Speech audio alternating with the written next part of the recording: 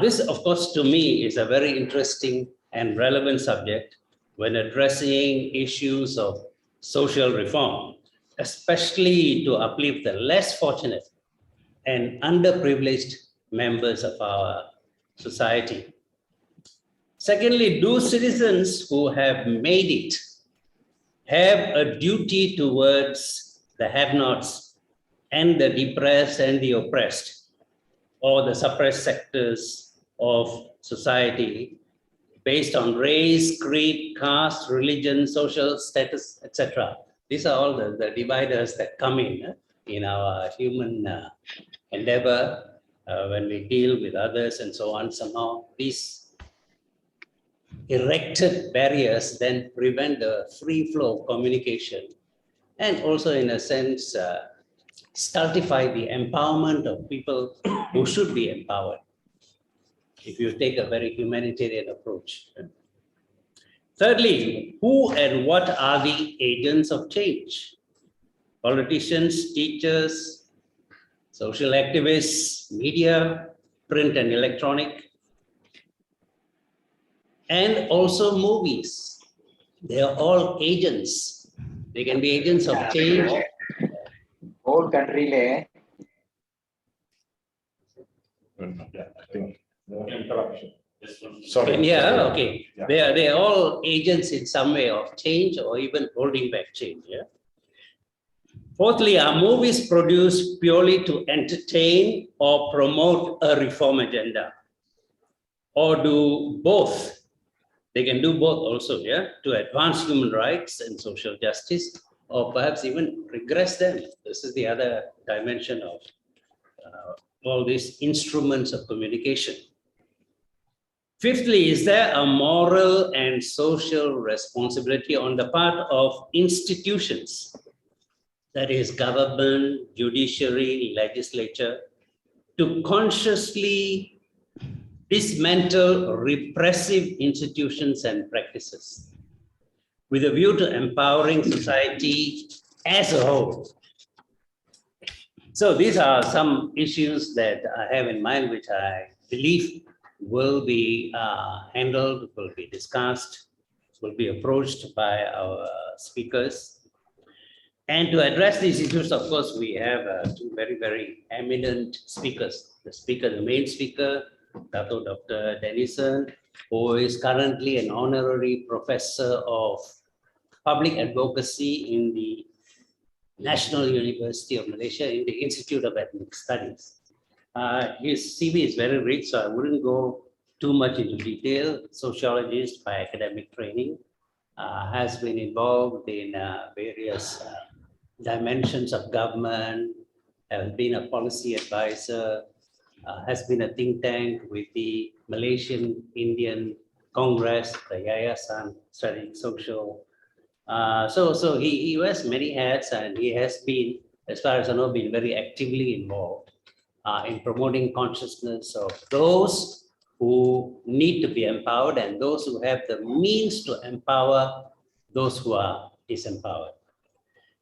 So Datuk Denison clearly is a social activist advocating social reform to empower the underprivileged members of the Indian community in Malaysia, especially those who fall into the B40 category, bottom 40, mainly people with household income that is less than 2,000 ringgit a month. So that's a little bit about Dato'. There's much more we can say, but I think in his presentation, you will get to know him even better.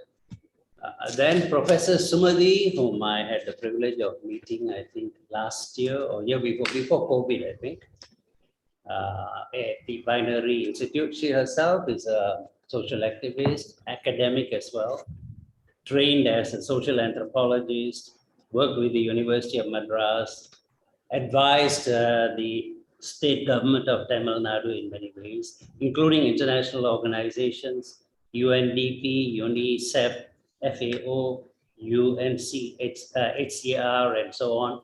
Also corporate companies and so on.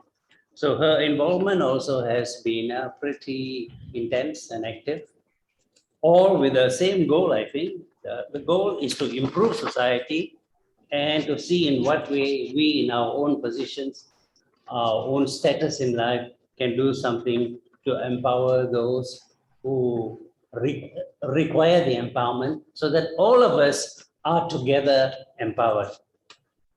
As you know, if we keep suppressing people, we also disempower ourselves. When we dehumanize others, we also become less of human beings.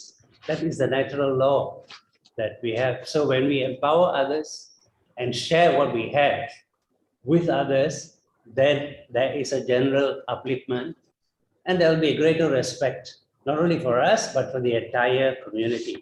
So anyway, I come from that angle, and therefore I am a strong advocate of social reform to help those who are in need, especially those who are less fortunate. We can consider ourselves, of course, the more fortunate members of society, but do we have a duty, a social obligation to share what we already have and also help uplift those who can benefit from our active engagement? So on that note, friends, let me turn you over to Datuk Denison Jayasooria, who is now running the organization that is Society for Community Development and Continuous Learning. I'm really glad to hear that they also managed to find very good office space and can do both hybrid, online as well as in-person seminar. This is a great achievement. Congratulations.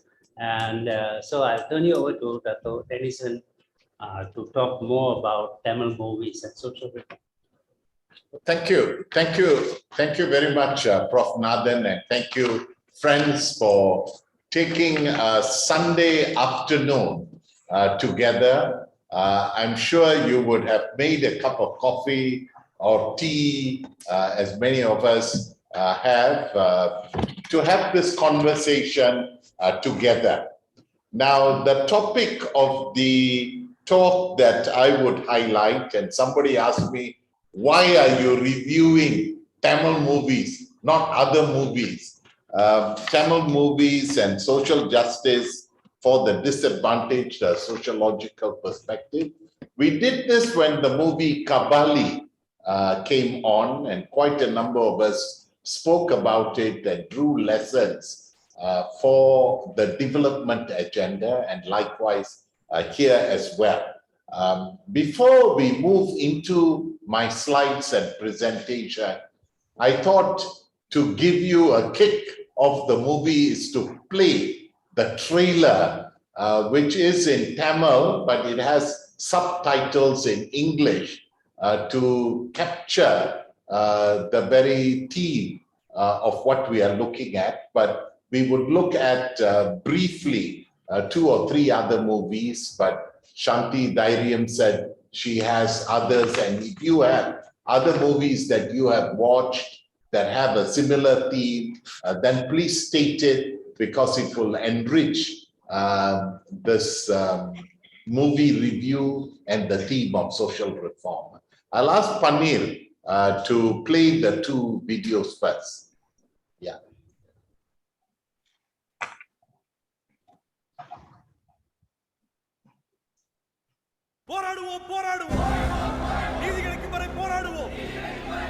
Law is a very powerful weapon. யாரை காப்பாத்துறதுக்காக நாம அதை பயன்படுத்துறோங்கிறது ரொம்ப முக்கியம். இருக்கிற இடத்துக்கு பட்டா கிடையாது, ration card கிடையாது, ஓட்டர் லிஸ்ட்ல பேரே கிடையாது. அது இவங்க தப்பா?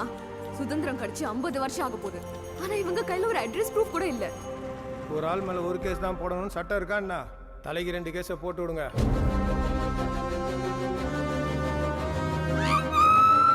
பாதிக்கப்பட்டவங்க யாரா இருந்தாலும் எத்தனை பேர் இருந்தாலும் அவங்களுக்கு நீதி கிடைக்கணும்.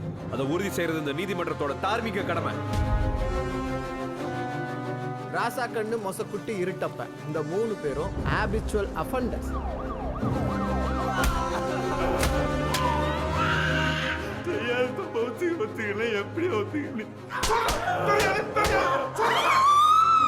My lord's police has been continuously foul playing this case. திருநகை வச்சு பணம் வாங்குனது எவிடன்ஸ் இருக்கு. 3 பேரும் வெளியூர் தப்பிச்சு போனதுக்கு ஐ விட்னஸ் இருக்கு. திருட்டு பசங்களை ட்ரைபல்னு சொல்லி பாலிடிக்ஸ் பண்ணாதீங்க. இல்லை சார், அந்த கேஸை நான் அதுவும் தப்பாக ஹேண்டில் பண்ணுறேன்னு தோணுது. This case is nothing but a scandal. இனிமே the local police handle பண்ணக்கூடாது. This is a fit case to be handed over to the CBI. அதான் போலீஸே உண்மையை ஒத்துக்கறாங்களே. ஒரு உண்மையை சொல்றாங்கன்னா அப்புறம் உண்மைகளை மறைக்கிறாங்கன்னு அர்த்தம். We want a CBI inquiry, my lord. This case is getting bigger day by day. CM கவனத்துக்கு போகிறதுக்குள்ளே இந்த கேஸை நம்ம முடிச்சாகணும். தப்பு பண்ணுறவங்களுக்கு பதவி, பணம், ஜாதின்னு நிறையா இருக்குது சார். பாதிக்கப்பட்டவங்களுக்கு நாம தானே இருக்கோம். அந்த 4 குடிசையும் கொளுத்தி விடுறதுக்கு எம்மா நேரம் ஆயிடும். ஜனநாயகத்தை நிலைநிறுத்தணும்னா சில நேரங்களில் சர்வாதிகாரத்தை கையில் எடுத்து தான் ஆகணும். நீதிக்கு ஆதரவான வார்த்தைகளை விட அநீதிக்கு எதிரான நீதிமன்றத்தின் மௌனம் ஆபத்தானது.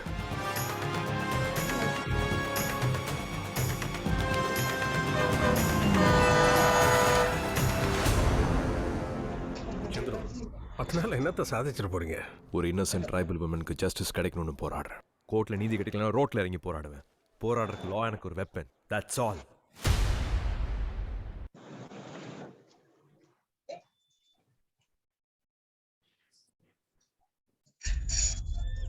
என்ன நடந்துச்சோ அதை அப்படியே சொல்லணும். எதையும் கூட்டவோ குறைக்கவோ கூடாது. மனுதாரர் ஒரு ஷெட்யூல் ட்ரைபுங்கிறதுனால ஒரு விளம்பரத்துக்காக இந்த பெட்டிஷனை போட்டிருக்கிறாங்க. நீ ஆளுகள் எந்த ஊர்ல ஒண்டி வர முடியாது. ஒளிச்சு கட்டிடுவேன்.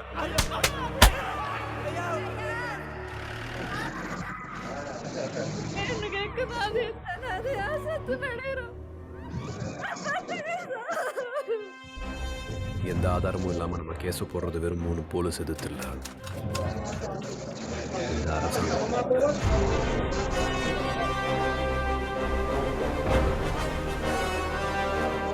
ஒரு டிரைவர் போங்க ஹைகோர்ட் வரைக்கும் வர விட்டுருக்கே, உனக்கு வெக்கமா இல்லை? பாதிக்கப்பட்டவங்களுக்கு மறுக்கப்பட்ட நீதி அவங்களுக்கு நடந்த அநீதியை விட அதிக பாதிப்பை ஏற்படுத்தும்.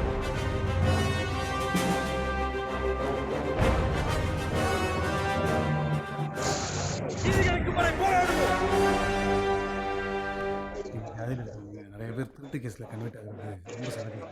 திருடங்களாத ஜாதி இருக்காங்க நடராஜ். இந்த ஜாதி ஏன் ஜாதின்னு எல்லா ஜாதியிலையும் பெரிய பெரிய திருடங்க இருக்காங்க.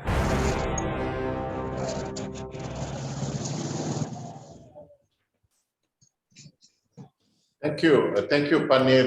I think it captures the essence of our discussion today. And let me run through the set of slides quickly. And we are really honored that Professor Sumathi, who has done a lot of work on the caste system in Tamil Nadu as an anthropologist, to also share her reflections. Next, please.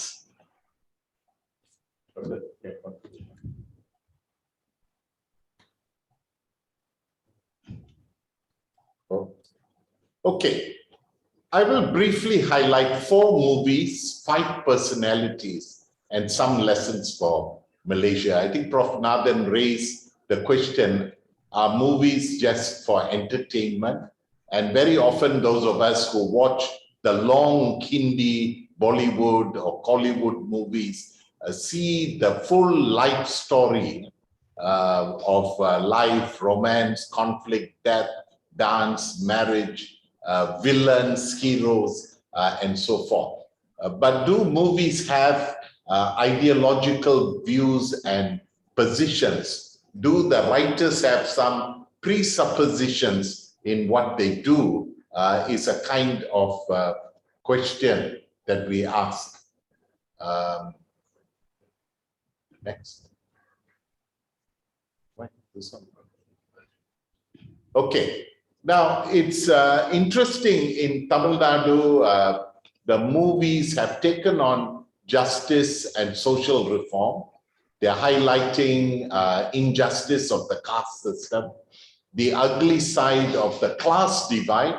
Although caste is there, we are looking at the class divide as well in contemporary Tamil society. Prof. Nathan also spoke on the dehumanizing, the role of the upper caste or the educated, the landowners, economically well-to-do, and the politically connected. So Tamil movies and the theme of justice and overview is what we are looking at next. Now, there is also a role for government as duty bearers to protect the most vulnerable. And in many ways, there's a failure of government institutions to protect the poor. The issue of police brutality and abuse of power, which we will see in all these movies, gender-based violence, corruption and its impact on the very poor, the legal aid and access to justice in the case of Jayabin, the lawyer concerned, who eventually becomes a High Court judge, only charged 1 rupee for the case. And it was part of his legal brilliance in handling, and it's a true story, and how the High Court of Madras actually handled it with the use of the habeas corpus in the case of missing persons that was filed. Oh, sorry, someone, please mute. Now, next, or you can pass back. Now, 3 other movies capture caste and class divide and explore the rising inequalities beyond the Jayabin movie. And in recent movies, mainstreaming the Dalit narrative and highlighting the struggles of the oppressed community have become commonplace in the movies. And these movies form a reform agenda. They are captured in the storyline. The movies give details, and actually in some of the scenes, you need to watch it again and also hear the commentary to the movies because of the pictures on the walls or the symbolism, and especially the songs and the words that were written specifically for these movies have a powerful message. The plight of these people are dramatically shown through the excessive brutality that we see, the suffering, the inhuman treatment. And one will wonder, is this possible? Would police do such a thing? And we are seeing this across, not just in Tamil Nadu, we have seen it in Black Lives Matter in the States, or death in custody, or missing persons even in the Malaysian context. Now, to the first movie, I think it became really powerful because of actor Surya. Many of us have followed his acting career. In this movie, he doesn't punch anyone other than his legal arguments using Justice Chandu's theme of exposing the injustice, the abuse of the authorities in favor of the rich and the high caste over the poor and the low caste. The movie is recently released just before Diwali, and there were many reviews, and if you go to YouTube, it's constantly coming up. In fact, even real life interviews with the actual people in the villages. Next. Now, the plot in this story is a true story, but there are some parts which have been dramatized, but the legal arguments, the reenactment of the court, the inner court is not the Madras High Court, but it was reconstructed. The exterior is, but the symbolisms are very strong in the theme, which is Raja Kannu from the Irula tribe, who is wrongly accused for theft, is arrested, brutally beaten.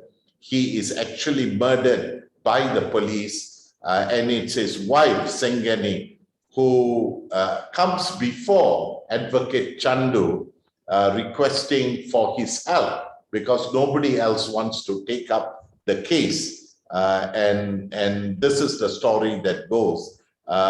It reveals the appalling treatment of people from the community who are often framed by the police and are subject to torture and so forth, the kind of areas that we are looking at. So from a true story emerges these narration of events and the details of it. And there are many things to learn about police brutality, the legal system, the powerlessness of the community, the role, as Prof. Nathan raised, of the judicial system, of the upper educated communities to stand alongside the poor, and so forth. Now, if I just moved on to give a bigger picture of the kind of reform theme that is coming, is the second movie as well. This is on Periyam Perumal, which is a story, but whether it is real or not, it is a story that's captured by many of caste oppression and discrimination. This is a love story. Both of them are law students. And here the young man is from a tribal group and the girl is from a higher caste. And the love story, the law classes and so forth, and they fall in love, and their struggle is depicted. And in that, the life of the caste group, low caste, the rich class, and the struggle brings out an everyday incident of how people in a university or college and the oppression and rejection from the family. Next movie that came out here, Dhanush, another famous popular Tamil actor, brings out Asuran. It's a story of a family of an underprivileged class and their struggle over their land with the upper caste. And the father has actually gone through various difficulties in that context, in the rich, among the rich, and the oppression, and the story of his son killing and so forth. A dramatic story here. A lot of violence and so forth is used. But what captures is what Dhanush in the movie, as the father is saying, if you have land, they will take it. If you got money, they will take it. The only thing that he tells the second son is you get education, and that they cannot touch you with. And so the suffering of a family and their struggles with the upper caste is a theme that comes out. Next is another very powerful movie, Karunan, which is said to be a true story somewhere in Madurai. And the conflict here is the low caste community has no access to a bus stop. And the conflict comes because the bus doesn't stop, and eventually they actually stop, and a young boy actually throws a stone on the bus, and then the bus is burned and so forth, and there is arrest and killing, and the police does all kinds of injustice to the village, and the village is burnt down and so forth. But here is more violence where the oppressed actually fight, and Dhanush as the hero is seen as the catalyst, fighting back, riding a horse, and all the symbolism emerges of that struggle. So the movies are bringing this out, and there are various other movies on gender oppression and so forth that bringing the theme. It has an element of romance, conflict, struggle, and because of strong heroic personalities like Dhanush or Vijay acting, the themes have been popularized. What impact is it making? I think those from Tamil Nadu can highlight to us. I want to highlight next a number of personalities that are influencing or using media, social media, or now the screen media in a way. And here is Justice K. Sandu. He was then the lawyer, but eventually becomes a High Court judge, and now he's retired. And there are many interviews. He brings the idealism of the youth in using their professional capacity to fight for justice through the court system. And here, public litigation, use of the habeas corpus. He was a single man doing it, but he had other lawyers as well.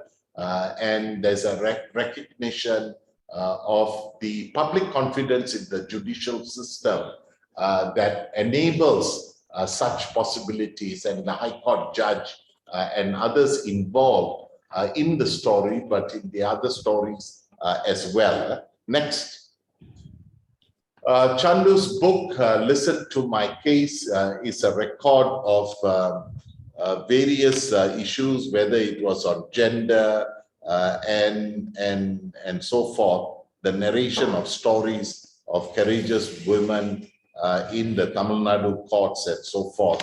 And so he brings the voices from the law journals into real life and the struggles of gender and so forth that comes out from this writing and this impact that emerges. So there are some outstanding personalities that might not be well known, but it is necessary for us to recognize their life contributions for justice and for the downtrodden.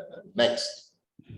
Mari Selvaraj, I think there are many directors who can be viewed, but I took Mari Selvaraj because he directs both the Periyam Perumal and Karnan movies, and Mari explores the terrible consequences of deprivation, the movies, the caste, gender, and so forth, and on caste-based issues as to fight the injustices. Next. Now, three personalities in the Jebim movie are actually hanging on the wall. It's a subtle message, but constantly the lawyer in the cases are making references, and the commentary on it does. Ambedkar features in the background as a hero lawyer, weapon for justice, human rights. The constitutional architect Ambedkar is in the background. Ambedkar's struggle over caste and class, and it's well documented. Ambedkar's disagreements with Gandhi and the Gandhian approach, and Ambedkar's approach through constitutional protection for the downcast and so forth is significant. Next person, some people view him in a different light, but Periyar with the Dravidian movement, where he is a big struggle in Tamil Nadu and others. I'm only a reader of his books and writings that are in the English language, and his photo is also up in the wall because no party, whether it is DMK or ADMK, I think in the last 50 years, all parties have affiliation or link to the Dravidian movements. And this is a call of unity to the Tamil language, but it has a strong struggle for against caste and also for the empowerment of women. And that comes out in Periyar's writing, although there are issues on religion that some can take up, but really the Dravidian-based ideology is a key theme for social reform, and others have documented economic development and so forth in the background, and putting his photo and showing it regularly in the JB movie showing that Periyar has some influence in the thinking. Of course, Karl Marx was also up, and we can discuss that. The other more popular personality is actually this movie, Talavi, is the Amma factor in Tamil Nadu politics. But here the significance is on, of course, it's a romantic story between her, MGR, the political struggle of a woman coming as the chief minister in a really male-dominated politics. But the key theme is the reform educational agenda, the food afternoon meal program that MGR introduced, and that comes up as a way of empowering the poor and the backward communities. But this again is a movie, and the stories are there, and so the personalities that are influencing the political and social scene that then influences a writer, and then whether these movies make a highlight and so forth. Now, I just come to my last two slides, and then I'll pass on to Prof. Nathan. The lessons for Malaysian Indians next. Now, is socio-economic assistance, is it sufficient or insufficient within the context? The struggle for being full citizens is equally important, as the Jabin movie and the others movies are saying, that post-Ambedkar and the law, the realization of the constitutional rights in our case will be the balance between Article 8 on equality and Article 153 on the legitimate interests, and how then this is translated into public policy and delivery. A rights-based approach to development. Others have said the rights-based is also needs-based and not race-based. And so these are things: constitutional literacy, historical literacy, or to understand the context. Others have called for greater adult learning centers, because in the Tamil Nadu context, the strength was in the self-help groups of women, the Suya Valarchi Kulu, that was part of the reform agenda of empowerment of women at the grassroots. Greater transparency and accountability of political and community leaders to ordinary people. The movie is bringing that out, but what reality is there in that community dialogue, public disclosure, organizing the people as local communities, community empowerment and active voice in the democratic process, because we have a lot of issues with death in custody, police brutality, missing persons, taking on a very strong need for a strong rights perspective. And finally, if we have time and you have some input, because we just don't want to end with the movie, we want to also look at what is the agenda for us. We have a Malaysian Indian blueprint. There's so much talk of a cabinet committee. There's so much of talk of managing government funds and grants in a better way. How do we address poverty and inequality, taking ethnicity and gender and location, which the 12th Malaysia Plan is highlighting? How do we address discrimination within the community? Because there definitely is, even within the Indian and Tamil community, as well as across the communities. We often talk about across the communities, but within a need for greater transparency, accountability, the restoring confidence, because there's a trust deficit that might be there. How do we build a stronger partnership model between the government and the community? So while movies are an interesting spot, open to the one full screen.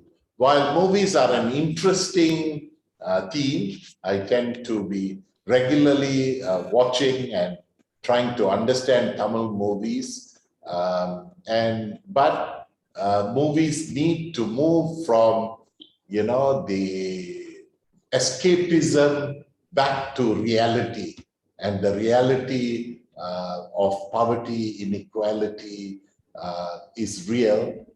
And how does the movies then inspire us to fight for truth, justice, and for a better place for all people? And so learning from Tamil Nadu movies that have an impact on us, but also contributing to the broader discussion, I hope this conversation together on movies will enable us to look at truth, justice, fairness, equality for all, so that at the end we become better human beings, not just as Tamils, but as human beings in the world, for a better world for all people. With that note, Prof, I pass it back to you. Thank you for listening, and I'm open to all kinds of questions and comments. I'm open to Prof Sumathi and the people from Chennai who are at the heart of the issues to share their views, but also share what directions for us, Tamils and Indians in Malaysia, and Malaysia's development agenda as a whole. Thank you very much. Well, thank you, Datuk, for that very, very comprehensive presentation. Of course, you covered so many issues, and I think they will be food for thought and provide a basis for more involved discussion during the rest of the time we have. Of course, I think what Dr. Denison has highlighted is also the role of agency. What is the role of agency in social empowerment? And these films are also, they are also agencies, they have a function as a change agent. And more the personalities that they mentioned, these people then connect the movies to the necessary changes that need to take place. And they highlight also the gaps in social development, gaps that need to be addressed, not only by government, by institutions, but also by civil society. So civil society clearly has a role in informing government about how things can be done better. Anyways, that's a function of civil society anyway, not to overthrow governments, but to improve governance and government, to make the place a much livable, and to move society forward, not to take society backward. This is, of course, a trend that we are always seeing. It doesn't necessarily mean that when you have a change of government, it automatically means progress. It also can mean regress. They take you back by several years. And so there's so much more to be done. The challenge is so great. So I think the role of agency, the role of change agents, which Dr. Denison has already discussed and emphasized through the films, Jai Bhim, Asuran, Karanan, Taravi, and so on. And the personalities, of course, these personalities also spring up because they see the vacuum in the way society is moving and the need to fill the vacuum with good things, not bad things. So whatever all these personalities, Justice K. Chandru, Mari Selvaraj, Dr. Ambedkar, Periyar, and so on, they're all well-intentioned. They see many facets of the problem and they focus on those areas where they can make a very positive contribution. So all in all, I think this was a very rich presentation. And to add to our seminar and our discussions, may I now invite Prof. Sumathi to also share her rich experience in scholarship as well as in social engagement in Tamil Nadu. Prof. Sumathi. Yes, thank you so much. At the outset, I would like to thank Professor Nathan and Dr. Datuk Jayasooria sir for inviting me for this wonderful, like I have been constantly, expecting, and it has been postponed, but still waiting. Though the issue here is slightly diluted at present, but still it is going on and on. So as a researcher, as I said, I'm an anthropologist and I've been working on these issues, particularly the caste and communities, their identities, and particularly as a visual anthropology, I've been constantly reviewing all these movies as Jayasooria, whatever he has mentioned, all the movies I have seen personally, just for the content and the stories which they take up, and it's all deals with very, very sensitive aspects and ideological, symbolical component of the societies and its reflection at a larger level, and how this has been perceived by the viewers as a civil society, and apart from that, how it has been politicized. All that component is one thing. Is all these movies is now it's live in OTT, and constantly people have been, particularly JB, I could say, it has gained so much of reflections, mainly due to social media. So if the pandemic has not given this opportunity, I think we would not have received much reflection on this particular and how it'll be. So I don't want to go before into that movie reflection. In general, we all have to accept that India is a caste-based society even today.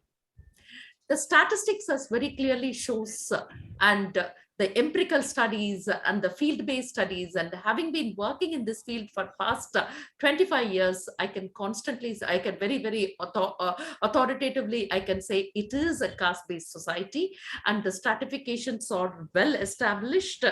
And the other component is, as you all know, we have categorizations: scheduled caste, scheduled tribe. They're not just tribes, it is scheduled tribe and other backward class groups. Like Bhumiputra, we have also have a positive discrimination policy started in 1950, and still it is continuing. There is no end to it, and the whole system has become a quota system, and compartmental reservations have started, and it has been completely politicized, and it is a proven universal theory that how this quota or the reservations in India has become politicized, because it has been counted as a vote bank, and now it is all alliances, and many parties are there, and it has all been looked at it in that direction. So one thing in this movie also, there was a lot of reflection, because the community at one point, it has been talked as Irular community. In other place, it was talked as Kuravan community. You all can think, what is the big difference between these two communities? Irular community falls into the category of scheduled tribe, and Kuravan community falls into the category of scheduled caste. This is the one thing I really wanted to tell you. And this patron-client relationships do exist in all stratifications and hierarchical societies. So you do something for me, and I also do something for me. And it is almost all the communities in stratification do enjoy this hierarchy. That's what I have seen.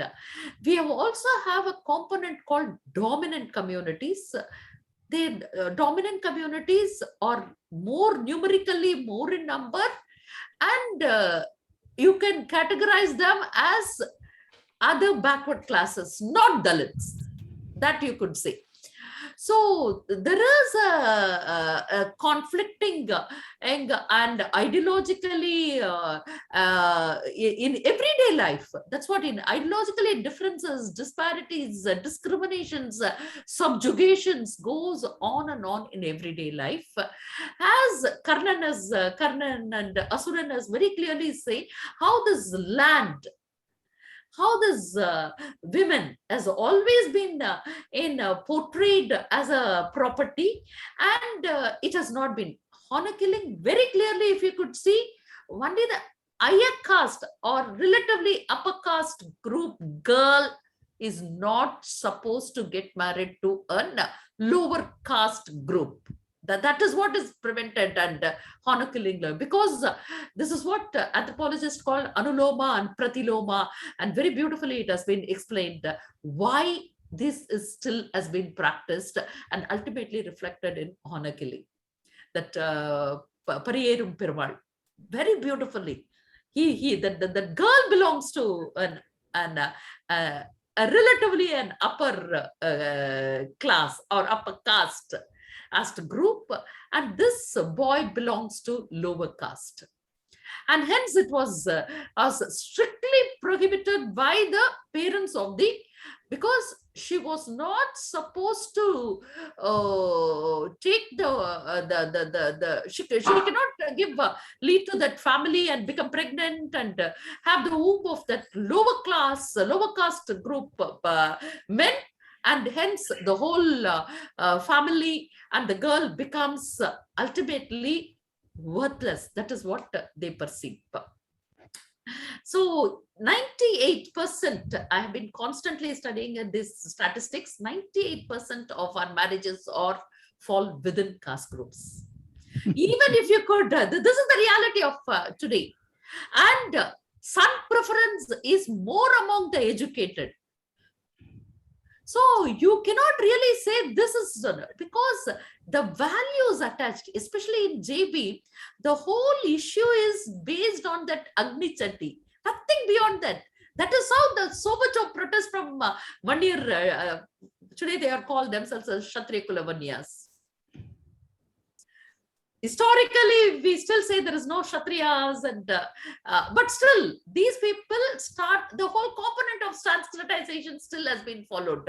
So that is why Surya, Jnanavel, and all those people, everybody who has been part of that film has been severely criticized at a personal level. That's what I could say, just because how symbol has been very closely associated to these communities. That Agni Chatti has been, and it has also become completely politicized, and Pamaka has been constantly threatening, and Surya has been given Z category and given some protection from the police. Even the whole few months after this release, every day, I think must be this will maybe the highly criticized movie, and personally targeted Surya, because Surya belongs to a dominant community called Gounder. And he has also married Jyotika and Muslim and all those connectivity. And so you ultimately perceive them as worthless. In spite of his efficiencies, in spite of his commitment, the whole component, this is how you target people when you cross the boundaries. That's what considered as a family pride. If I stick to same community, follow the values of the same community, then I'll be considered as a pure. If I cross, if I get into intercaste, and all the more intercaste, the 2%, what I said is intercaste marriages do happen in our country, no doubt about it.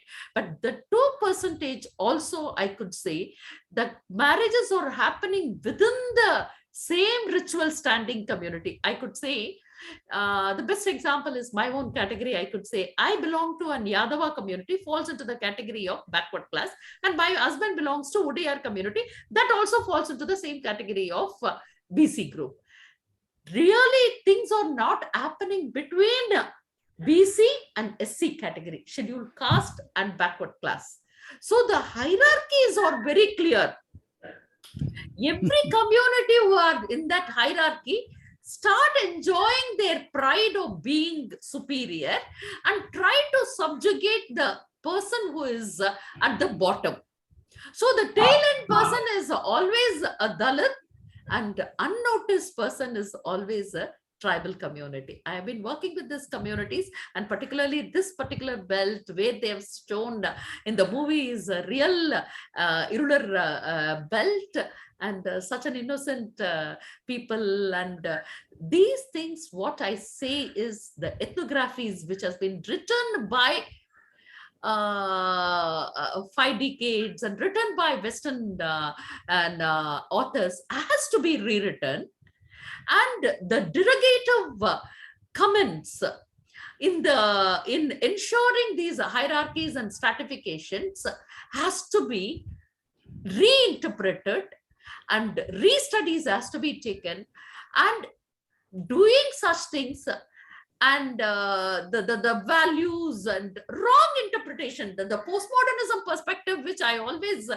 has to be taken into consideration as far as these caste and community issues are concerned in India. And looking at these interpretations in an alternative manner can lead to certain, or can dilute caste to some extent. Now it has become completely political, and these political parties have their own gain, but the people are also very sensitive about their ideology, symbolisms, rituals, their pantheon, and their mythologies behind how they have come. And we always study these in anthropology, and I get really fascinated. Every community has its own story of how they have originated and came into existence today. So that symbolic Agni Chatti and how they perceive, and how you could really target that very sensitive area is the ultimate. And that's how all these movies, I could say definitely it is the reflection of existing reality, no doubt about it. So sometimes, as Professor Datuk, as Jayasooria has very clearly said, it has been dramatized and for the sake of entertainment, but the underlying the narratives, that is very important. The voices of these subjugated communities and vulnerable communities are as real, and legal component in India, and particularly in Tamil Nadu, I could say is very strong. And Justice Chandru, like people are still here, and the democratic situation really gives space for us to take up these issues and be part of that movement, be associated with such activities, and all the stakeholders, whether they are researchers, whether they are NGO people, government, legal apparatus, all of us should come together and we can take it up. But at sometimes it becomes political. That's what is my ultimate, if you could say, the political do interfere and influence. And ultimately, if you could see, is things are changing at the ground level. That is not really hardly, it is hardly happening. That's what I could say. Hardly it is happening in the ground level. And unless these categorizations of you are backward and you are this, that, but I'm not against this positive discrimination. It is not really percolating down. That is what is my worry is all about. If it is really percolating to the tail end community, I'm sure development and social justice could always be possible. I think I've crossed my timing also. So the moderator should tell me. And so this is what the one last case, which is recently, I could say that can give you how democratically we are working in Tamil Nadu. The Pallar community comes into the category of scheduled caste, have been fighting for 3 to 4 decades, I could say, for change of their name as Devendra Kula Velalar.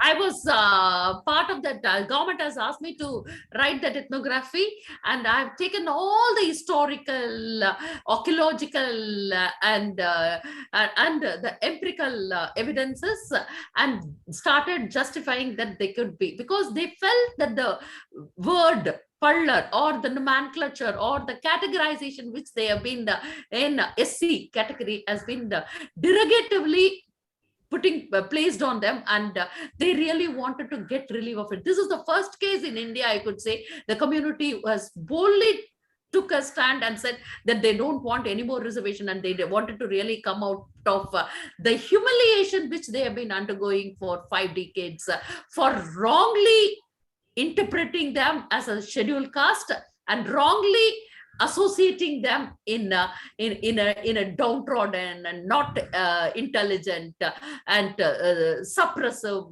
oppressed of that category. And the central government, the process is a very long process, but fortunately the process went on well, and the central government has also given acceptance at the parliament level, and it has gone up to the president, and everything is cleared, and the state government has also cleared, and the GO has passed that year after they should be called as Devendra Kulavellalar and not Pallar. So the term, this is what I say, that how this Agnichatti has created a problem for 1 year in JB, and this name has been felt that they are derogatively referred by the other caste, and hence the changes has come. So such things are also happening in Tamil Nadu, and it's all because of the great leaders and the Dravidian movement, no doubt about it. Comparatively, we have more progress because of this Dravidian ideology, I could say. This is what is my understanding, and because I had been seeing the transparency and the discourses, open discourses, taking it to the level of judiciary is really happening compared to the other states of India, I could say. So that's how these people have also changed, and many more such cases are going on, and identity of these classifications, nomenclatures are very, very important even today in our country. And this has been also seriously discussed in the movie, and as we all know, it's a more popular media, and at least only now people came to know that who are illiterates, particularly in mainstream population, urban sectors, and they all think that they are snake catchers and all that. Yes, they do catch rats and other things, and for their livelihood, and so this is definitely a reflection of ground reality, and we all as a stakeholders, as internationally also, we should take up these things and see how best we could dilute. That's what eradication, I still have that word because of my strong fieldwork experience among the communities. And I think definitely it's a time for us to dilute these issues of caste. Thank you, sir. Well, thank you, Prof. Sumathi. From your presentation, you also reflect a global trend. It's just not India, having caste problem and race problem and social stratifications. We see it all over the world, and when revolutionary change takes place, you're not very sure whether it's really a revolution, because the elites of the past reconstitute themselves under new labels, and they call themselves by a different name. Give you example, China, Soviet Union, the old elites are still there, but they now call themselves by a new name. They themselves into different political parties. They call it the Communist Party of the Soviet Union or Communist Party of China and so on. But basically the dynastic continuity is there in China. Xi Jinping is a dynast, but under Communist Party of the Soviet Union. In the case of India, of course, we talk more specifically about caste stratification and so on. It's the same thing that's happening everywhere. Elites are very good in hiding themselves behind privileges and continuing to perpetuate the privileges for their own benefit. And they will use their position. They'll use law. They'll use institutions. They will use race. They will use caste. They'll use religion. They'll use culture to ensure that the system is beneficial to them first. And they will use all these also to deprive the others who are aspiring to break away from these repressive institutions. That's the story of human progress. But progress has taken place despite these efforts to sort of Absolutely. suppress the majority. Yes. So that is where our hope lies. We do believe in hope, because if we don't believe in hope, we also won't be having this seminar. That Yeah. social change can take place, and the change agents can contribute positively. It may take a bit longer than we expect. Sometimes what is possible is one thing, what is desirable is another. But to move towards the desirable, we must continue to do what is possible. Otherwise, we'll never achieve what is desirable. So I think that is what the crux of our discussion is. We have to move it forward so that the change can take place, even if slow. But at the end of it, there'll be larger groups that are being empowered by the efforts that we put in. So I think that really is the message. There is still hope in the midst of despair, so to say. So on that note, let me open up the discussion to the other participants from Malaysia and also in India and elsewhere. And you are now free to sort of make a comment or ask questions of the speakers, or just even among yourselves. There are one or two questions. Rama. Rama? Put this question in the chat box. Rama, because you're here, you want to just alert him? You can voice it. Yes. Oh, okay. Can you hear me? Yes. Okay. I'm just curious to know. I mean, I know that we've talked a lot about movies, and these are movies. Of course, they're dramatized, and they're therefore become very popular and so on, and they're advertised, big billboards and all that stuff. My question is really about documentaries, because I know that what happens in the movies is they'll change the cast, they'll change the religion of the person and stuff like that. So I'm curious to know whether there's a documentary culture in Tamil Nadu. I know that in the UK, for example, there is the BBC, and they make a lot of documentaries. And in my work in death in custody in particular, I've watched many documentaries of deaths in custody from around the world, US and UK, but I don't recall any coming from India. Now, it could be that they're there and I just don't know about them. So please comment on that. Thank you. Shall I, sir? Yeah. Yes. Ramanathan, sir, yes. We also have ethnographies written ethnographies. One is written by Thurston, and it has been supplemented by Rangacharya and published in 1891 around. It is called Caste and Tribes of India. So during 80s, this was the first document, and we also have gazetteers, all written documents, but not visual documents, all written documentaries about the culture, about the ethnographies of all communities of India.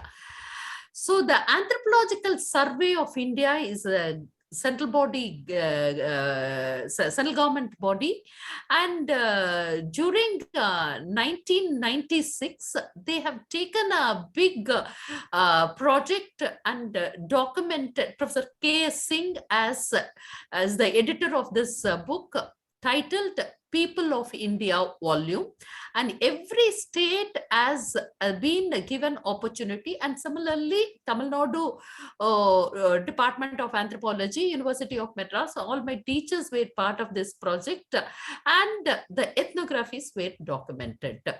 So these two documental evidence, and besides that, state gazetteers, which has been written again by the then British authorities from their perspective, from their cognitive perspective and understanding about the caste and communities of Tamil Nadu, caste and communities of India as a whole. So this is the one thing. But definitely these are taken it as a base document for the administrators in dealing these caste issues, and including the law, including the legal apparatus, do take these two documents and try to verify certain basic issues about or basic details about the communities. I have been constantly telling that these documents have been in return, and its objective was different during those times. When Thurston has returned, we didn't had any reservation, and he has not really clearly differentiated what is caste, what is tribe, and what is scheduled caste and what is scheduled tribe. So this is the one thing which the book has not taken into consideration, because then it does not arise. Similarly, when anthropological survey, they were more into distribution rather than making these differences, and nobody was keen on understanding the political economy, understanding the existing reality, understanding this caste structure and discriminative terminologies. And we have been liberally using these terminologies, concepts, theories, and then started reflecting the ethnographies in a similar light. So this is the biggest problem. But as of now, everywhere, no, like it is piecemeal. Every organization, every line government department also do document these ethnographies, particularly the way of life, the cultural component of these communities, and they are trying to document it. But we didn't had, as you rightly pointed out, the base records, also, which is in the premises of open source, and all that is not available. James, put the other question next one. Just a comment. There's a comment. Comment. From Ramani. Thank Yeah, you. if I may just, I mean, that was a very interesting exposition, but that wasn't really my question. You know, take the case of Sengani, for example. The Jaibin. My question is, why is there no documentary with the real names of the people and so on? Why is it that we have to have a movie which, you know, changes names and Exactly. why? I mean, are there no documentaries? Movie uses actual. It is, there's a document, as you, the police department do have all those real names. No, Parvati. that's not my, sorry, if I may just clarify. I'm saying that what we are getting from India, I mean, what we're seeing is these commercialized movies. They're a good thing. I'm not saying they're a bad thing. They are a good thing. Yeah. My question is, are there not documentaries which tell the real names, the real castes, the real religious identities, such as BBC documentaries or No, we Are don't there have. such? We don't have. And Sir. why is that? Why is that there are no such documentaries? Why do they have to be dramatized? Exactly. It's a good question. According to us, anything deals with caste, community, particularly, I could use the exact word jati. That is a more appropriate word which we are doing, which we are using it in everyday life. It is called jati identification, jadi chandridal, jadi. This is how we are using that. This is always been perceived as a sensitive. And the people are also, that's what I said, the name of the policeman in JB is Guru. And he was a very big leader in a particular party, and that is what is real hurt for them. Do you know how they related these things, or a real serious issue? It is not that they are worried about Chingani or Parvati, and that is not the issue. Their only issue is this, and that is how it has been stopped at different levels also. Even releasing it in a theaters has been constantly protested. It would have given a different impact altogether. But still, associating these names, we are not. Every time I had seen, even with the police department, if it is as everything they try to understand from the communal perspective, no doubt it will be communal at one point of time, and they will handle it with high cautious and doesn't reveal it. If some murder happens in a dominant community, the entire stretch of houses will be burnt in Dalit hamlets. Even today we have Ur Cheri. Main the bus stand is that. Bus stand comes only in Ur, only in town, or only in the main dominant place of the physical structure, and not to the Cheri. Cheri doesn't have proper approach roads also. They don't have their own symmetries. And that's why they were fighting. Not only the bus stand, there are a lot of protests, and now the collectors and everybody, but this, if you could ask me whether it has been documentaries and it has been witnessed at different levels, no, it is not there. It has been kept confidential, and the collector takes the responsibility of that place and try to deal the issues at the earliest to save the communities of who are in conflicting situation. Yes, thank you. Rama, the Jayabim movie reveals the actual names and the personality. Yeah.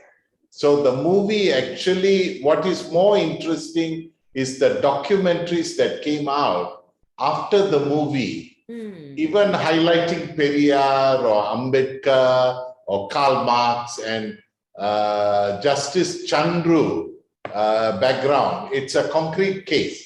But in the other stories, I agree, these are movies.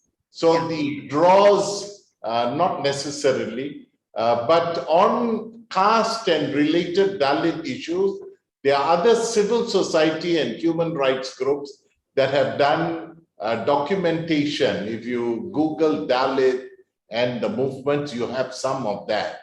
And so we need to move on. Yeah. But maybe that's an area that Tamil Nadu, maybe legal battles, other reasons why actual names sometimes are not used. Yes. Because I think in Karunan, that movie, it's actually a related story of Madurai, yes. A recent incident that took place. So movies might have that, but maybe we can look at documentaries as well. But ethnographic studies and other documentation is there. I think we need to move on. Yeah, Prof. I think Dr. John wants to make a comment. Dr. John, you need to unmute. Yeah. Thank you. Just a very short, Dr. Sumathi really pointed out wonderful things with her basic knowledge of what's happening in India and community. So I want to fully agree with her that all of these movements, Dravidian movements, social reservation, the ground situation has not fully changed, at least internally. Caste and the discrimination has not vanished from the hearts of the people. Yeah. Externally, there may be a lot of pressure. The laws, all of those things have put pressure on them, but then there is always effort to circumvent that or bypass that or suppress all of that. And many times they are succeeding.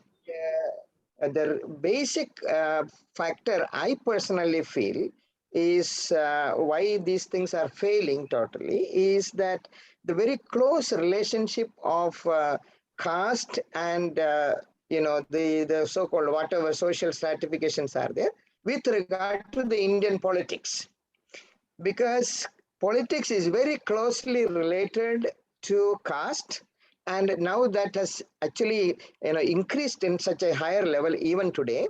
So everybody want to play the caste card for election, and therefore people want to keep quiet. Why? Dr. Sumathi said sensitive. What is the sensitivity about it?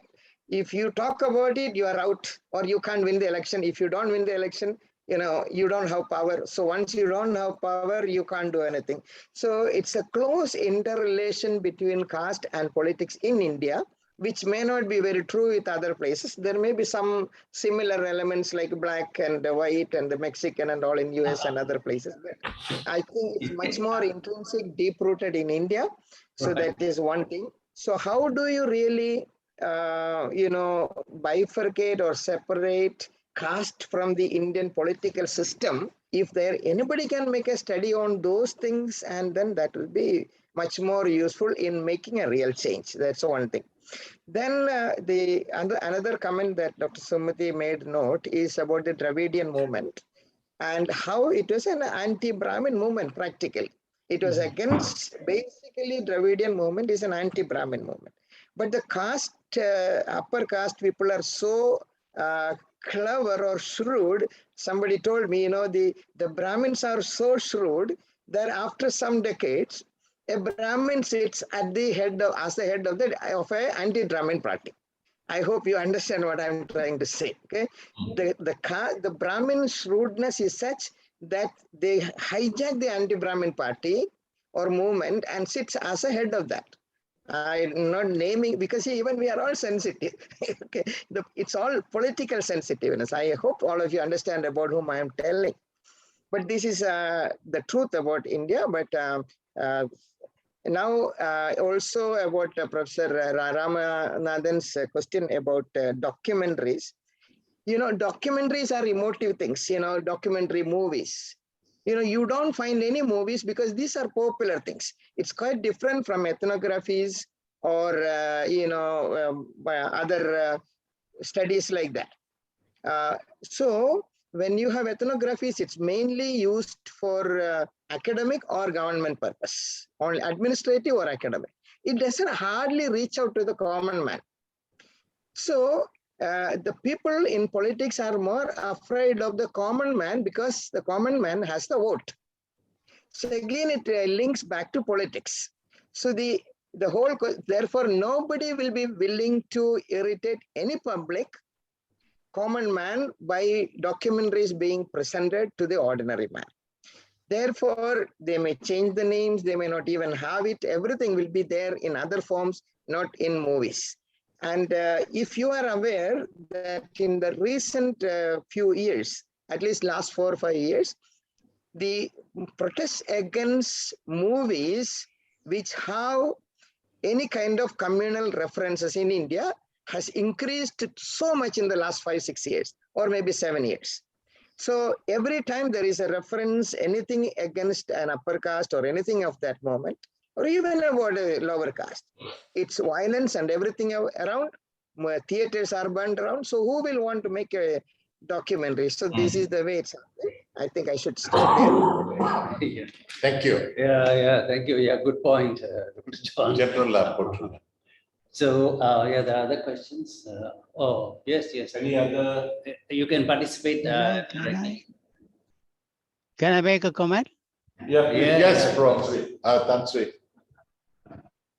Is there somebody else or shall I? No, you, Tansri. Okay. Thank you very much. And it has been a very interesting webinar for the last 1.5 hours. And actually, this reform movement through the films and cinema is not recent. It has been there when I think Dr. Denison touched about it when Periyar and DK and DMK was formed in the 1940s and 50s itself. The DMK started using cinema as a reform agenda. I think the number of films that came up during the 50s, like Parasakti and Ori Ravu and so on, they all were located on the reformist agenda. And of course, it was also an anti-Brahmin agenda. And they used this, for example, Parasakti, if any of you have seen that film, the Shivaji Ganesan coming from Rangoon, and then he's cheated to Madras, and especially it shows very well about the Brahmins cheating the local people. And so the reformist agenda has been there for a long time. And they also, in terms of the Dravidian model, is that they had, there was a resurgence about the Tamil language, culture, and tradition. And they were not, it's also, they were anti-caste, but as Dr. Sumathi has pointed out, I was actually very surprised that 98% are still caste-based. It's a caste-based society. Even if you see the Bollywood films, you will see so much of caste being done. I think one of the films that we saw was that the lower caste had no access to the well to get water. So some reformists just caught hold of a lower caste fella and put him in the well, and then they couldn't come and take the water. So coming back to this, my question I wanted to ask was what impact that all these films are making. It was very clear that since Tamil Nadu is such a stratified caste-based society, can be done, very little can be done. However, these 4 films that we have seen, it is an agent of sensitizing. The role has been a sensitizing and consciousness raising in terms of poverty, in terms of those who have been discriminated by caste and so on. I didn't know that there were so many categories of people. So they're very finely, very finely defined. All these castes, scheduled castes and backward castes and high castes and so on and so forth. So for the question is, of course, now the films that are coming, I mean, apart from these social agenda films, there are a lot of other films, but nowadays Tamil movies are just abuse of power, political strength, and corruption and violence. And you can't see that the sort of violence that are depicted in Tamil movies or in the Hindi movies. So much of violence. So the conclusion to this, to the, I think Dr. Denison has talked about it. Of course, police brutality has been shown in JB, and we can really relate that to custodial deaths in our own country. So how the custodial deaths, I mean, nobody, I mean, there's so much of people who are interested has been raised the issue, but nothing is being done. I think Dr. Denison, you sat in that in the police commission and you made a lot of recommendations at that commission, but the recommendations never came out. And so I think the films as a whole has got an agenda, a role. As I said, it is a sensitizing role. Otherwise, it is just a masala films, what they call masala films. That is, there's dancing, there's a little bit of fighting, and then there's a story, high caste, low caste, and so on. But really, I think I was quite, I mean, encouraged by Sumathi saying that there are movements. For example, when Kalaignar was in power, he had what is called integrated housing. He started integrated housing where all classes of classes or castes can be mixed. I don't know how far that has been successful. I'm not sure. So I think there were a lot of the Dravidian model. They had an agenda, and although it started as an anti-Brahmin this thing, but the sensitivity in terms of their culture, Mohenjo-daro, Harappa, it's a Dravidian culture. And so I mean, nobody knew about this. And the language, I think there is renaissance of the Tamil language has been there because of them. the way that Karnanidhi, Annadurai, and all the other people spoke. I mean, Karnanidhi's speeches, I think, I mean, he can move mountains, and related to the Kavanyar, Kannadasan, and his content, and all these are reformist agenda. Although it is, I think it stirs in you that there is something that to be done. So there is some impact, although it is a caste-based society. There are people who are willing to do something about it. So there is a role for this type of films. Thank you. Thank you, Dhansri. Thanks for that elaboration. Can I, as you can see, many of the things you said about India also can apply to Malaysia. It's not difficult to understand. We fully understand once you talk about India and the caste-based society. We are not free from caste. Bhumiputra and not Bhumiputra is also a form of a caste. Yeah, it is. Agreed. So it is there everywhere. Yeah, thank you. The next, yes. Can I say something before I need to step out? I thank the chairperson, Dr. Denison, and the group. And I'm going to borrow a few words from Tan Sri Marimutu. Cinema is a reform agenda, agents of sensitizing the community. Okay, when we discussed about the lessons learned, especially from Dr. Denison's presentation earlier on the 4 movies, a lot of positive elements. But I like to speak as a social worker who's working directly with the lower income group, more so with children who are in conflict with the law. They get into problems over generations. It's not the first generation. They will come from broken homes. They come from dysfunctional homes. And to them, cinema is also very interesting. They want to watch these movies, but they don't see the lessons learned in the movies.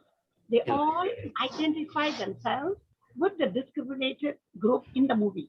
In the movie, they have the groups who are discriminated, who are ostracized, who are punished. Then they identify themselves with the heroes in the movie. Okay? So it does have an impact. But why do they do this? Because they're actually still searching for an identity. Most of them are surviving. They may be, I'm not talking about even the undocumented and the documented, those even with identity cards. They are Malaysian, but they don't have an identity. They don't have jobs. Worse so, after the 2 years of COVID, a lot of the B40 community were contract workers, daily paid workers, and they're not able to survive now. So what happens? So how does a movie actually impact them? For them, day to day, if they can survive, it's great. And I can tell you, they do not respect power. Those who comes to actually to help, if you talk to them, we're talking about change in policy. We're talking about leaders going down to the community. They don't respect. They don't know. They don't understand about strategic plans. Because to them, if they can see, they want something tangible. They don't want strategic plans. They don't want leaders advocating for them. They want to see reality. They want to see action. They want to experience a quality of life. So that I think is, we need to look at that more than 6 months.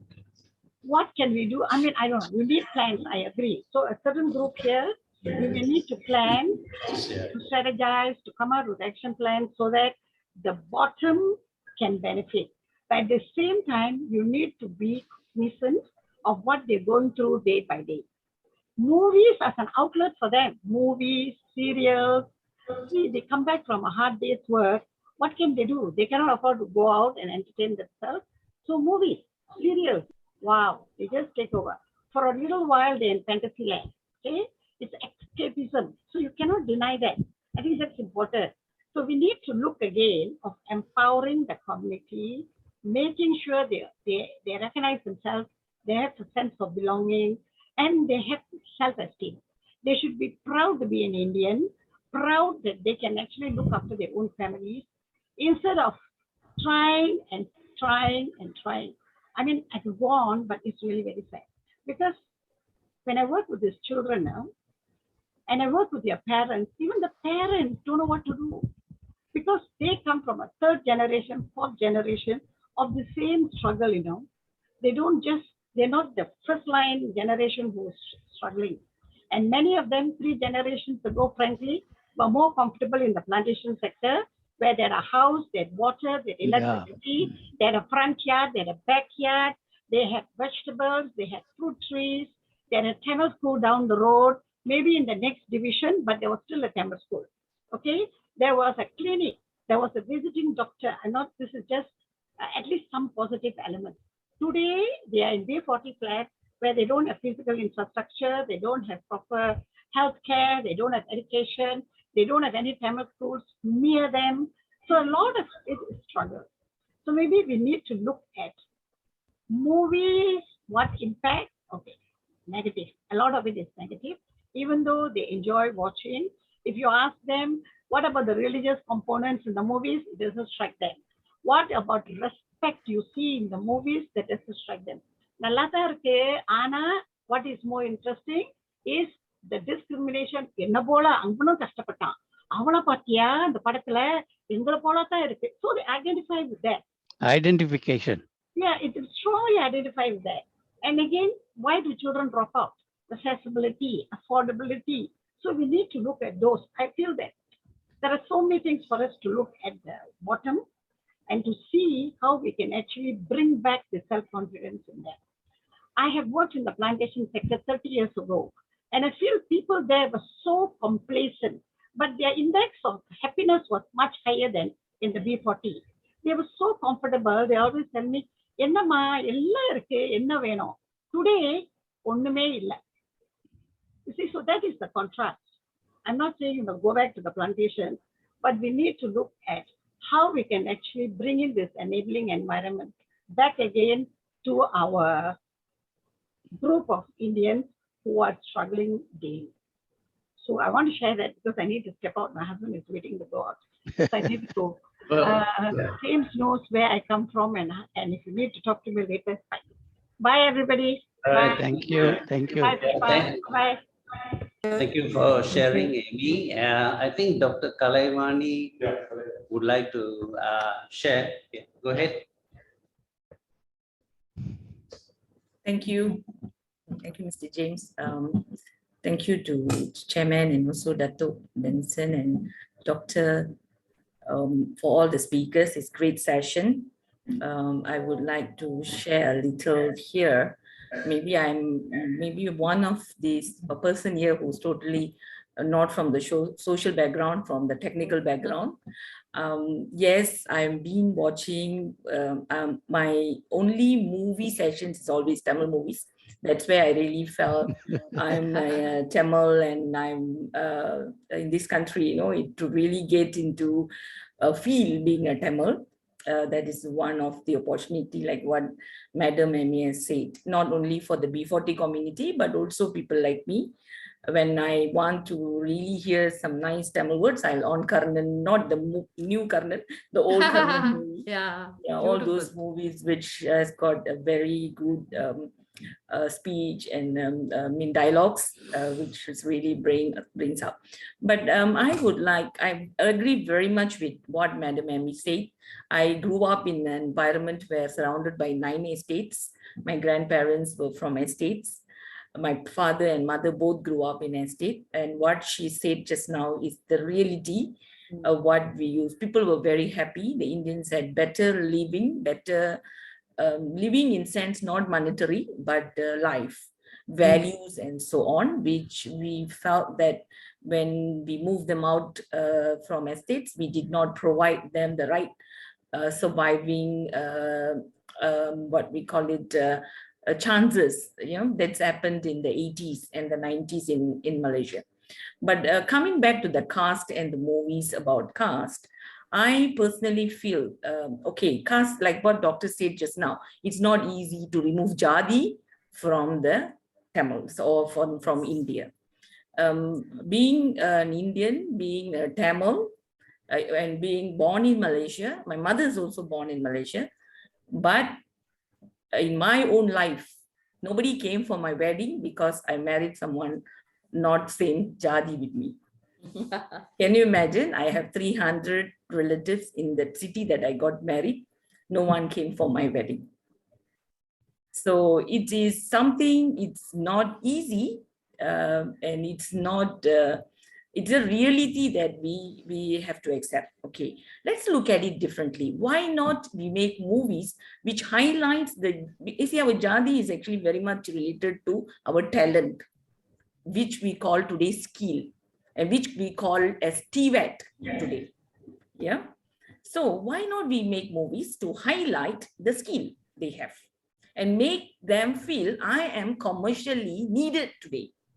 Yes. Like the barbers, you know, my neighbors for 50 years in my village, they were a barber family. They used to be really looked down by many people in that area. But today they are in Australia. Their skill is needed in Australia. The grandchildren's now doing, the sons actually decided, except for the elder, the other four decided not to do the job because of the humiliation by the society. They went to Singapore and they worked on the cleaning environment as a cleaners and so on.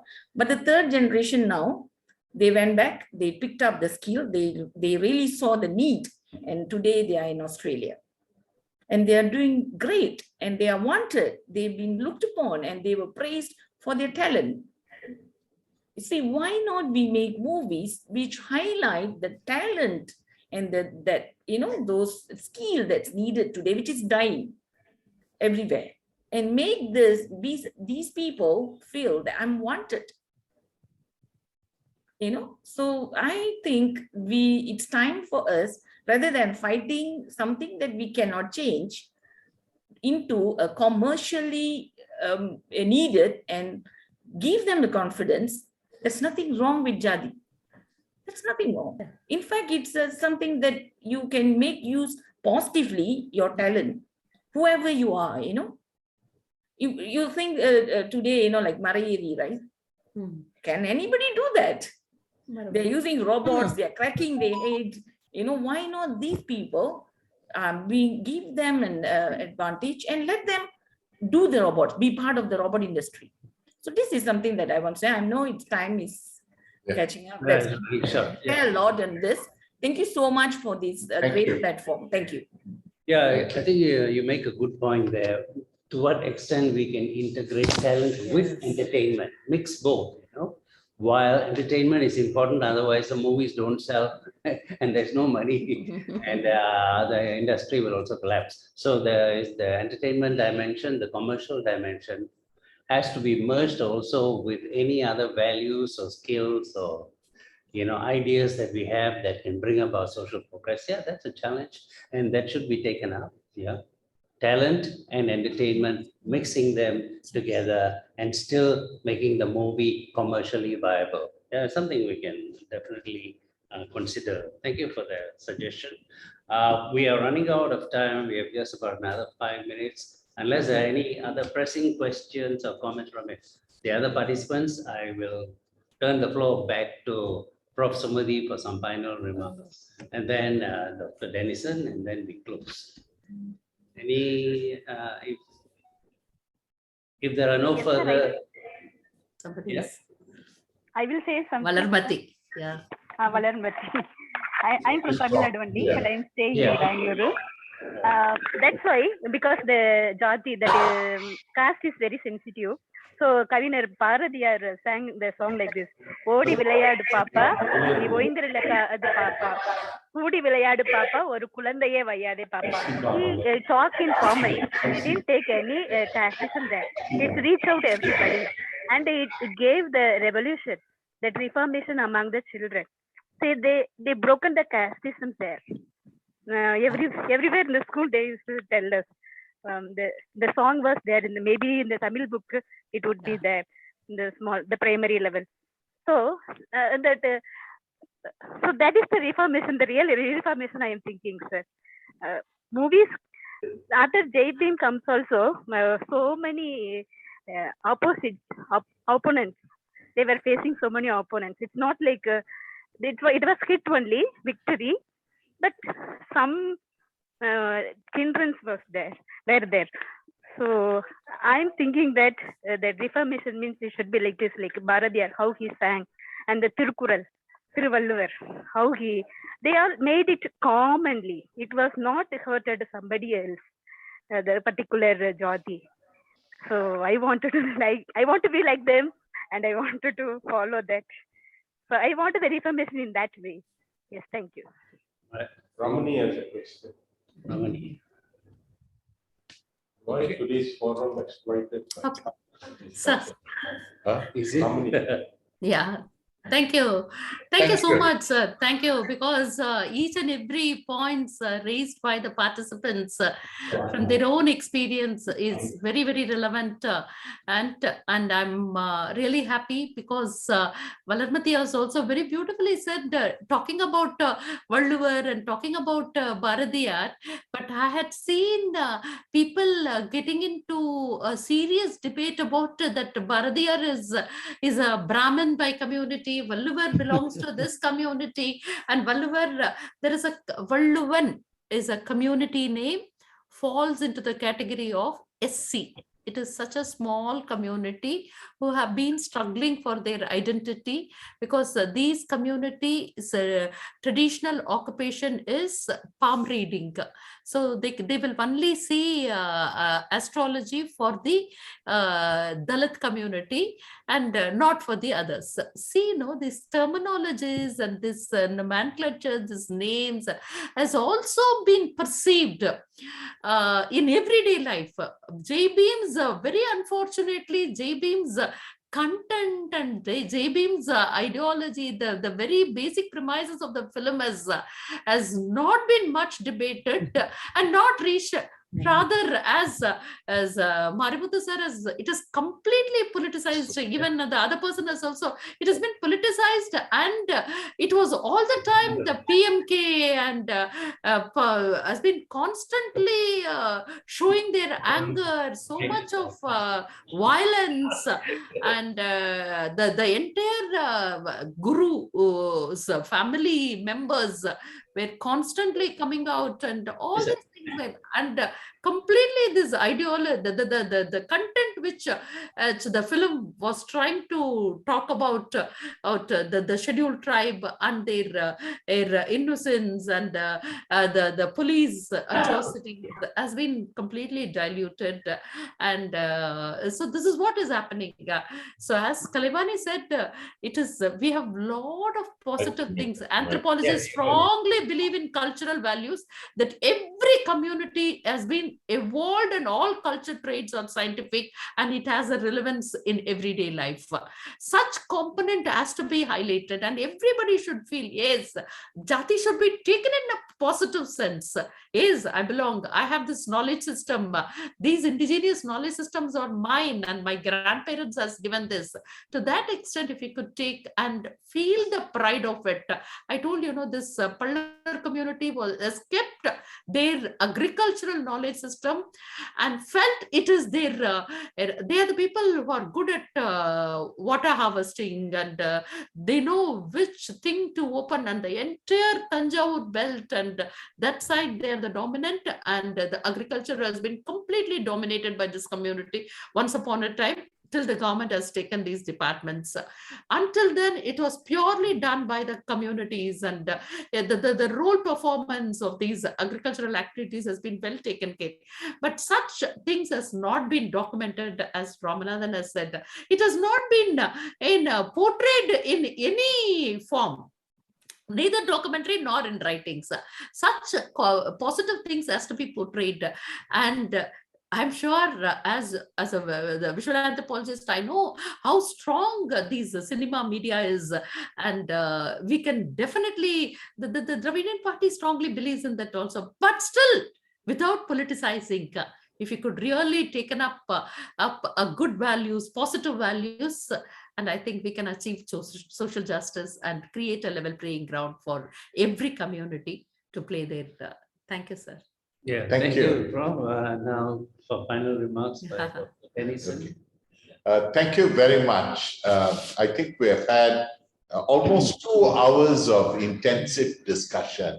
And I really thank Prof. Sumathi for joining and complimenting, because I think you bring the real heart of Tamil Nadu Although I visited Madras University, gone right down to Nagarkoil and traveled in Tamil Nadu, but I think your points and others from India who highlighted has enriched the discussion.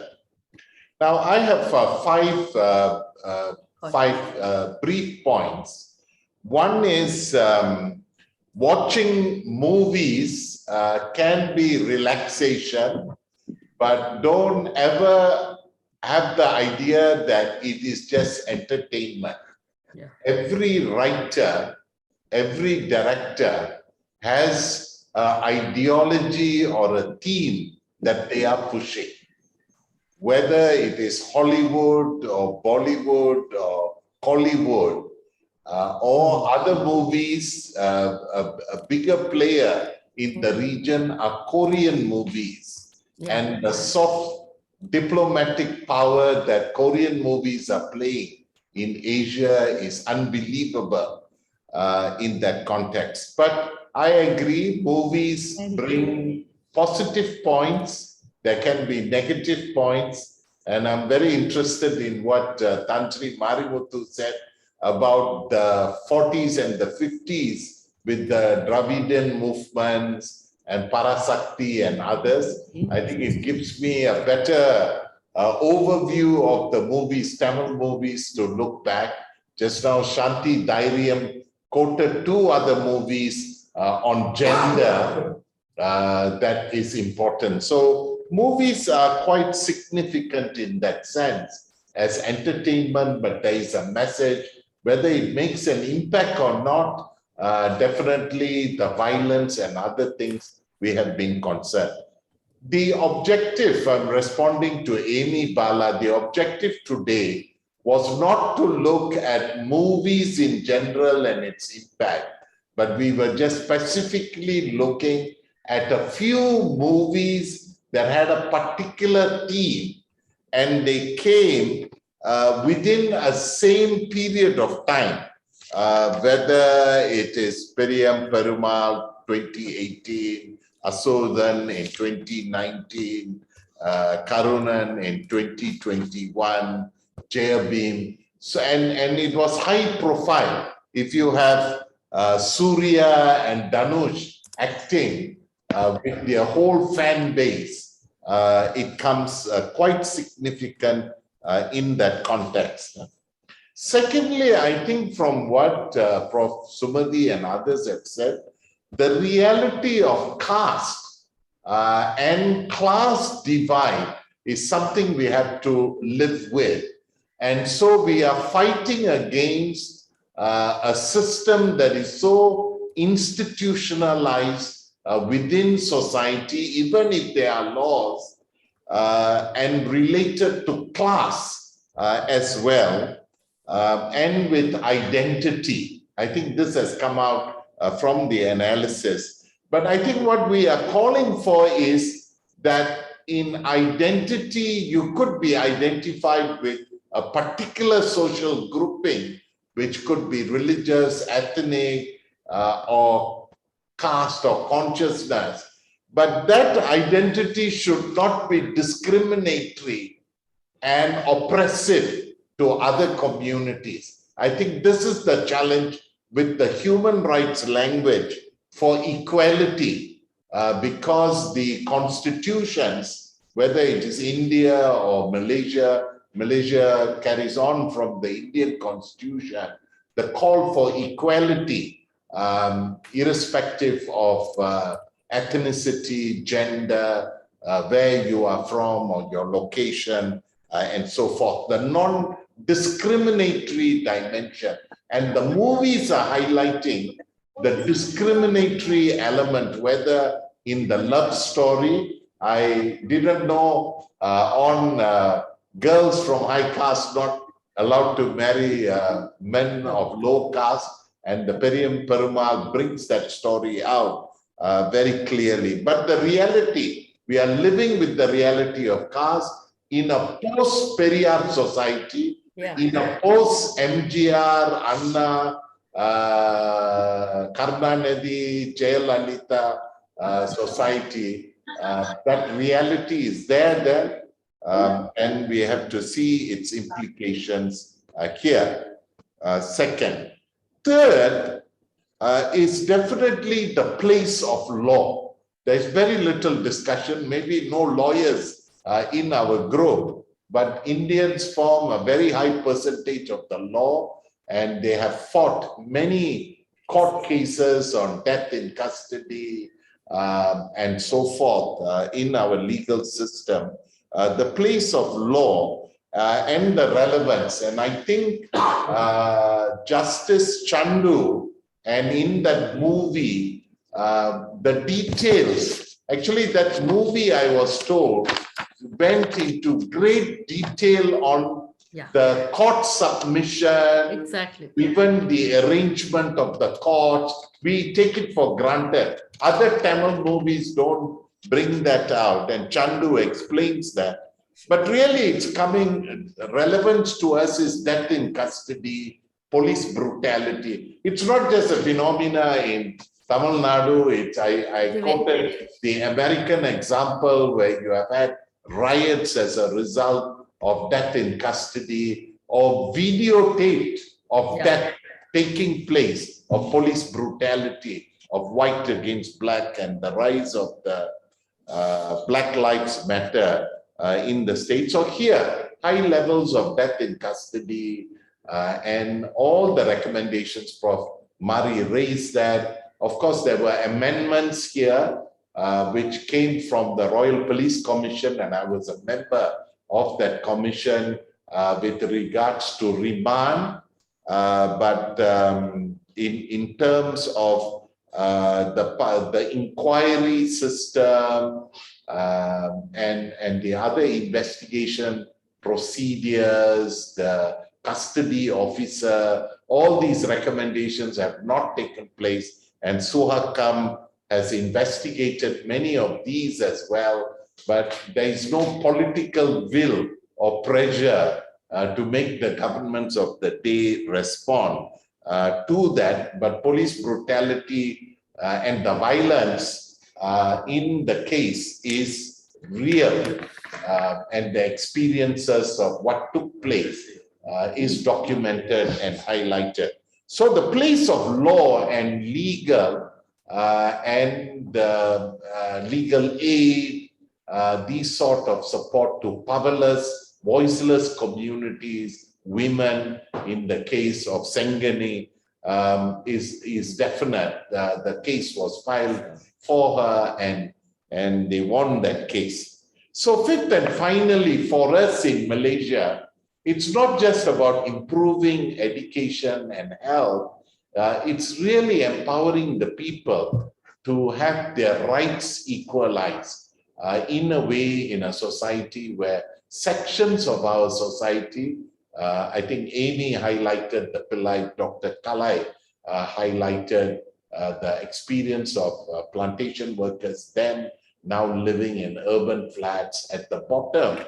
And ours, we are looking at it from a class struggle, which could have examples of caste in, because people of higher caste are definitely doing much better, or some sub-ethnic communities are doing much better than others in that context. So the empowerment of women, which comes out in these movies, the powerlessness of women, and the empowerment, economy, education, and so forth is quite critical. And finally, the citizens' rights and the constitutional literacy, empowerment through education, and so forth. Let me just close. I think Prof. Mari made reference to the Dravidian model. There was a publication in Madras, but it was published at Cambridge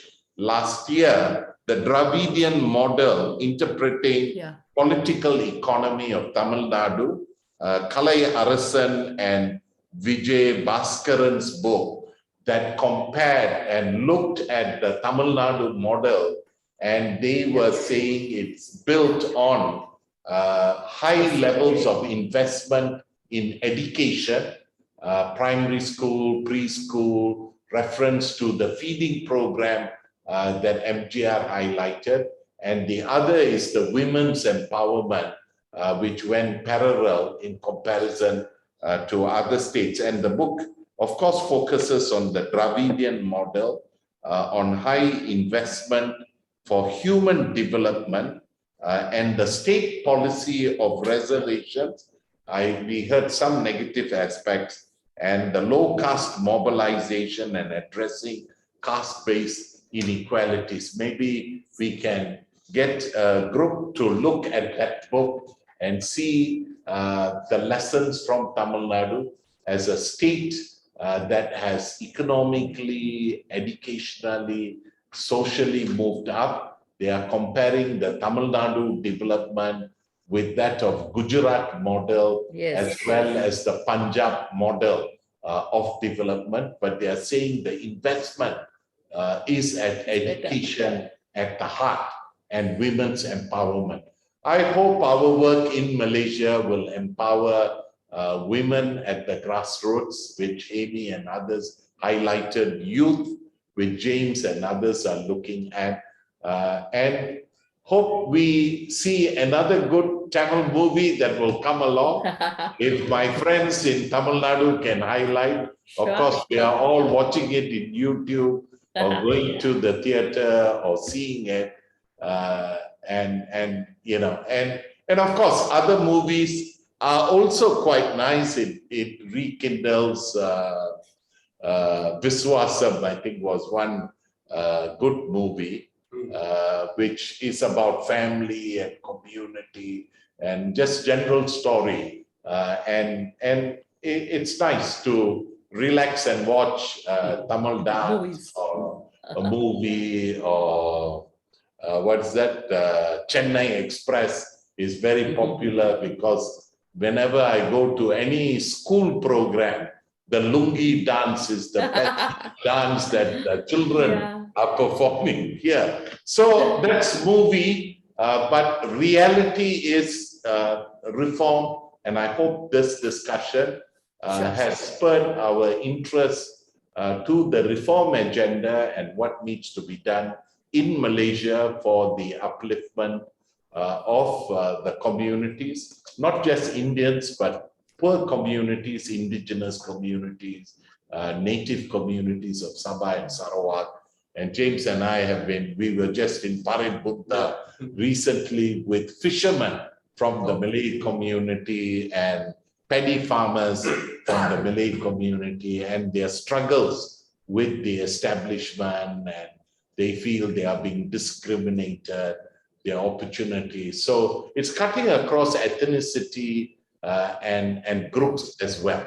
So, Prof, that's my take on it. Sorry, we have gone beyond our time, but I hope there are just a few of us. We are recording this. We will circulate the recording because over 100 people registered, but a smaller group is present today. Thank you, Prof, and thank you to it. Thank you, Datuk. I think James would like to say something. Thanks. Thank you so much for your participation. I believe it has helped all of us to understand the theme much better on social reform, movies, and so forth. And thank you very much, Prof. Sumathi, that you have expounded well. And I should say that you expounded well on the theme and understanding the ground realities of caste and things like that. I think it is something that we can't avoid. We have to live with it. And I just hope that the young people in India and also in Malaysia, would be able to bring the change and the form. Because I think the change began in us, and whatever that we have learned today, and I think many of us here are social activists, and we want to bring the change in a very little way into our society and to bring hope, to the least and to the marginalized, so that we can always bring a change.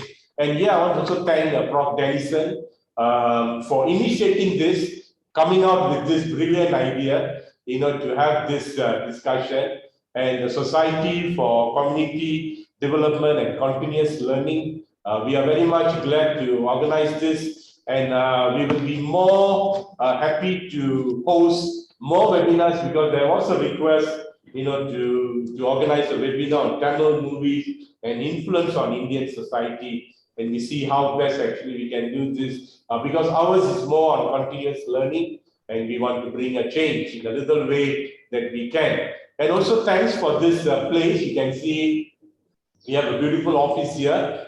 This office actually belongs to the APPGM SDG, which is actually the Secretariat Office in localizing SDG along with the Malaysian countries. So this is a bipartisan group, and we are here. And Prof. Denison actually is the head of the society, head of the Secretariat, and I'm actually the officer over here on solution projects, and we also have Pani, who is in the project department as well. So thank you all for being patient with us. We started with 25 and we have 16, and also our Prof. Nathan, who is the moderator. Thank you so much, Prof. You took time to come to moderate this wonderful session. And also thank you to all, and also Pani, who is in the background, but he's a technical person who came very early to the office to ensure that today's session actually runs very well without any hiccups. Thank you all. James, photo. So let me. And okay, can we have a photo session? Yeah, please, Prof. Oh, sorry. Prof. London, yes, please. Since I'm the moderator, I still have to have the last word. Yes. Okay, but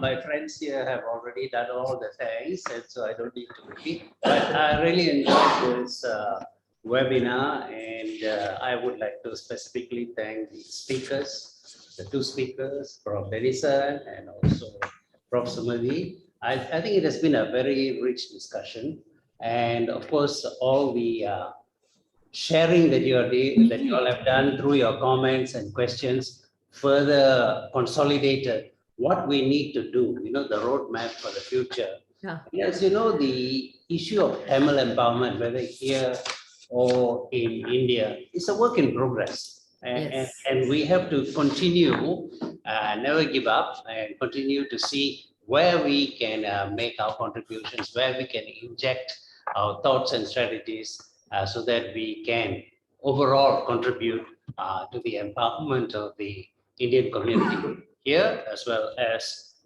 in India. So thank you so much all. Thank all the participants, and we wish you well, and we hope you will join this organization for another webinar. Thank you. Thank you, sir. Thank you so much. Cameras on, please. Cameras on, please. Ramani, yes, thank you, Ramani. Francis, Kunalan, who else? Sundari. All the cameras, okay. Okay, right. So can we have the photos? Yes, thank you. Thank you. Thank you, sir. Thank you, sir. Thank you, sir. Thank you so much. Thank you. Thank you very much, and see you all soon. God bless you all. See you. Thank you, Prof. Sumathi. Thank you, sir. Thank you, sir. Thank you. Thank you. Yeah, sure. We'll meet, sir. We'll meet, sir. Welcome to Chennai. Now we are free from pandemic and we are normal. Tamil Nadu, no quarantine. No quarantine. Now almost the new normal situation has gone and we are back to normal. All right. We will definitely come. I have always enjoyed my stay at Madras University guest house. Yes, sir. All of us, all of you are welcome to Chennai, and it's a beautiful place. You should come and see. Nandri, vanakkam. Thanks, Ramani. Nandri, vanakkam. Thank you, vanakkam. Thanks, everyone.